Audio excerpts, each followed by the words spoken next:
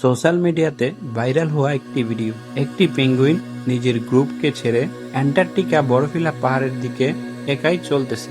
Penguin নিজেও জানে না সে কোথায় যাচ্ছে, অজানা রাস্তা দিয়ে সামনের দিকে চলতেছে। সোশ্যাল মিডিয়াতে এটাকে নিয়ে মানুষরা অনেক কিছুই বলতেছে। পেঙ্গুইন হিমাচল ঘুরতে যাচ্ছে, কেউ আবার হাসতেছে। কিন্তু বাস্তবতা হলো, জার্মানির ফিল্ম মেকার ওয়ার্নার হার্জগ নিজের ভিডিও শুট করার সময় তিনি একটি আজব দৃশ্য দেখতে পায়। একটি পেঙ্গুইন নিজের জুনকে ছেড়ে একাই পাহাড়ের দিকে চলতে থাকে। পেঙ্গুইনের মধ্যে ছিল না কোনো ভয়, আর ছিল না নিজের জুনে ফিরে যাওয়ার কোনো চিন্তা। পেঙ্গুইনটি একাই না জানা বিশাল পাহাড়ের দিকে যাচ্ছে।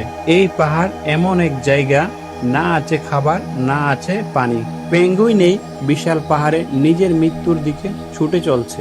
মানুষরা এই পেঙ্গুইনের ভিডিও দেখে হতবাক হয়ে ভাবতে থাকে যে এটা একটা পেঙ্গুইনের কাহিনী না, এটা আমাদের জীবনের কাহিনীর মতো। এই পেঙ্গুইনটা আমাদের হাজারো কোটির মানুষের সমাজের নিয়মের চলার মতো ক্লান্ত হয়ে গিয়েছে, যেখানে প্রতিদিন জীবনযাপন করার জন্য লড়াই করে বাঁচতে হয়। পেঙ্গুইনকে দেখে মনে হতে পারে সে তার নিজের রাস্তা ভুলে গিয়েছে, কিন্তু কেন?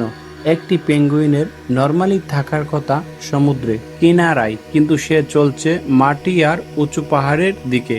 আর এইখানেই সবার চিন্তা করার বিষয় হলো, পেঙ্গুইনের পুরা শরীর সুইমিং এর জন্য ডিজাইন করা হয়েছে, সবকিছু পানিতে চলার জন্য, মানুষের মতো উঁচু পাহাড়ে চলার জন্য নয়। তাও পেঙ্গুইন কারো জন্য অপেক্ষা করেনি, আর পিছু ঘুরেও তাকায়নি, সে চলল তার মতন। পেঙ্গুইন কি এমন কিছু দেখতে পেয়েছে পাহাড়ের চড়াই, যা কিনা অন্য পেঙ্গুইনরা দেখতে পারছে না? নাকি এই পেঙ্গুইন এত ক্লান্ত হয়ে গিয়েছে তার আর বাঁচার কোনো ইচ্ছেই নেই? পেঙ্গুইনের এত কি কষ্ট ছিল যার কারণে সমুদ্র ছেড়ে নিজের জুনকে ছেড়ে উঁচু পাহাড়ের দিকে কেন চলে গেল? সোশ্যাল মিডিয়াতে যখন পেঙ্গুইনের এই ভিডিওটা ভাইরাল হয়, অনেক মানুষরাই নিজেদের ইচ্ছে মতো কমেন্ট করে, এটা শুধু পাগলের মতন পাগলামি করা। আবার অনেকেই বলে নিজের মৃত্যু নিজেই ডেকে আনা। কিন্তু কেন পেঙ্গুইনটাকে এমনটা করতে হলো, তা শুধু পেঙ্গুইনটাই জানতো।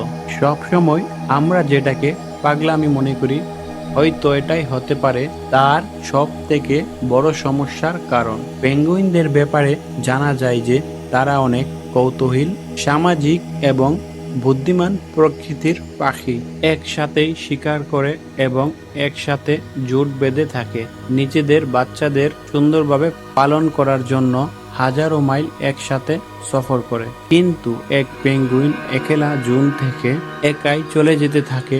বাকি পেঙ্গুইনগুলি তাকিয়ে শুধু দেখতে থাকে, তাকে ফিরে আসার জন্য কেউ বলে না। হয়তো তারা জানে যে একবার চলে যেতে চাই, তাকে ফেরার কথা বললে সে আর ফিরবে না।